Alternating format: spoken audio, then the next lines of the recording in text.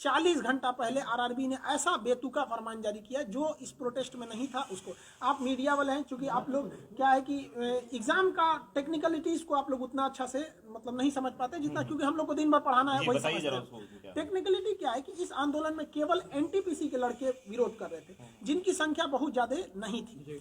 तो यहाँ एक तो वो छोटा सा समूह था और लड़के इंतजार कर रहे थे कि हमारे लिए कुछ गवर्नमेंट या आरआरबी अच्छा सोचेगी, लेकिन आरआरबी ने उनको तो सोचा ही नहीं, बल्कि जो 1.5 करोड़ लड़के ग्रुप डी वाले थे इनको कह दिया कि आपको डबल एग्जाम लेंगे, जिस वजह से वो 1.5 करोड़ लड़के अचानक बाहर निकल गए। तो हम लोग को पता ही नहीं था, हम लोग को लगा ये तो घर में है सब निकला, तो हम लोग को लगा कि ये क्या कर रहे हैं सब। तो हम लोग को समझाते समझाते यहाँ तक फिर भी पटना में कंट्रोल किया गया। हम लोग पहले दिन से राजेंद्र नगर टर्मिनल पे जब प्रदर्शन हुआ वहां पर थे, वहां प्रदर्शन बिल्कुल शांत था और इसके बाद पुलिस ने आंसू गैस के गोले उस दिन दागे और कल जो प्रदर्शन था वो उग्र रूप ले लिया। कहीं ना कहीं आपको लगता है कि प्रदर्शन जो हुआ वो उग्र रूप इसलिए हुआ क्योंकि प्रशासन ने आंसू गैस के गोले और इसके बाद लाठीचार्ज वगैरह बच्चों पे किया? देखो आपको जानकारी के लिए बता देते हैं कि जो प्रदर्शन उग्र होने का मुख्य कारण यह था कि शुरुआत में जो प्रदर्शन था केवल एनटीपीसी वालों का था, जिनकी संख्या कम थी, लेकिन 4 बजे जैसे 3 से 4 के बीच में रेलवे आरआरबी ने नोटिफिकेशन डाला 1.5 करोड़ लड़कों के लिए, तो वो अचानक हुजूम आ गया,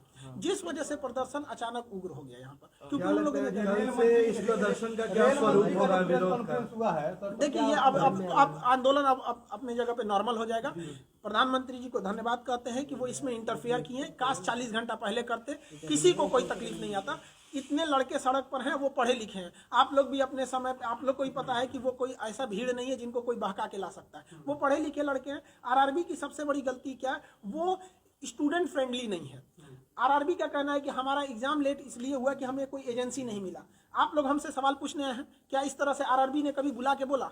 नहीं बोला, इनकी गलती है। तो स्पष्ट बोलना चाहिए कि हमें एजेंसी नहीं मिल रही है, क्योंकि दुनिया का सबसे बड़ा एग्जाम है, आप 6 महीना इंतजार कर लीजिए। जो गरीब बच्चा है वो 6 महीना कुछ काम कर लेता, वो बेचारा पटना में मर रहा है कि हमारा एग्जाम कल होगा कि 2 साल बाद होगा कि इस जन्म में होगा कि नहीं, इसलिए तो उसको बस आप जो काम कीजिए बता के कीजिए, बस यही कहना है। हाँ, रेलवे बोर्ड के पास हम 5 बजे मीटिंग है हमारी, जैसा होगा हम आपको बताएंगे। अभी रेलवे बोर्ड के पास मीटिंग है, वो कितना लंबा मीटिंग जाता है किसी को नहीं पता। पिछली मीटिंग 5 बजे से 8:30 बजे तक चली। कहीं ना कहीं लीडरशिप की कमी थी इस प्रदर्शन में और आपको मुख्य लीडर के रूप में इसमें माना जा रहा है। ये लीडरशिप की कमी ही इस आंदोलन की सबसे बड़ी रीढ़ थी, क्योंकि जब लीडर को आप बनाते हैं तो लीडर गायब, आंदोलन खत्म, ये होता है। लेकिन सुनिए बात समझिए, इसमें कोई लीडर ही नहीं था, तो एक ही रास्ता था कि लड़कों की मांग लीजिए, क्योंकि उसका कोई लीडर ही नहीं, बात किससे करिएगा। ये हम बोले तो अलग बात है, पटना के डीएम साहब ने खुद बोला कि लीडरलेस आंदोलन है। आप उनका बाइट देखे होंगे, उन्होंने खुद बोला था। वो इतने सुलझे हुए इंसान है, वो कभी इस तरह का स्टेटमेंट दे रहे हैं तो मतलब ग्राउंड रियलिटी है। ये लड़कों की अचानक हम बता रहे हैं ना, 40 घंटा पहले आप किसी को नोटिफिकेशन देंगे, किसी का हॉस्पिटल में मरीज है, अगर वो मर गया है तो डॉक्टर आके किसी को कहेगा तुम्हारा मरीज था मर गया, बवाल नहीं कर देगा?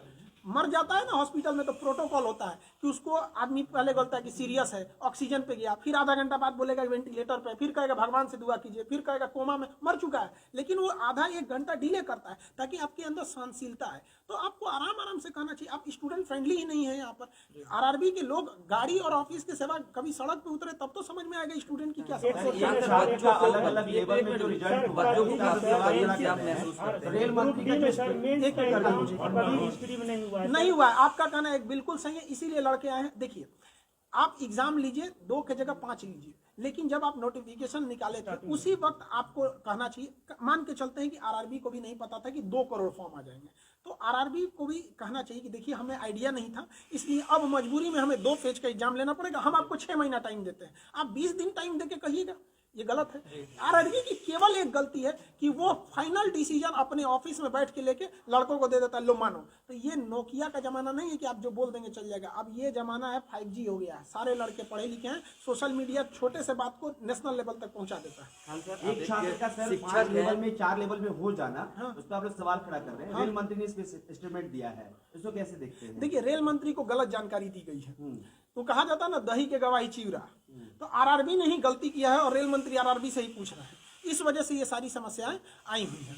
तो आप लोग इस समस्या को समझिए। रेल मंत्री के पास जानकारी जो है वो गलत है। एक्चुअली क्या है कि एक लड़के को 4 बार काउंट किया गया है और रेल मंत्री से कहा जा रहा है कि देखिए हमने तो 20 गुना दिया ही दिया है। तो एक लड़के को आप 4 गुना करेंगे तो गड़बड़ होगा। हमारा या रेल, देखिए हमारा क्या मांगे, हमको कोई नौकरी तो करना नहीं है। कहना सीधी सी बात यही है कि एक लड़के को आप 4 जगह क्वालिफाई कराना है तो करा दीजिए, बट है कि उसको काउंट एक जगह कीजिए, आप उसको 4 लेवल में क्वालिफाई कराइए, कोई दिक्कत नहीं। कहना कि कोर्ट का मामला है, अगर ऐसा कुछ होता है तो। कोर्ट का मामला कैसे हो जाएगा? आपने अचानक 20 दिन पहले अगर आप CBT 2 एग्जाम घुसेड़ सकते हैं तो ये कोर्ट का मामला नहीं होगा, और आप उसको 20 गुना जो आप पहले बोल चुके हैं उसको 20 गुना दे देंगे तो कोर्ट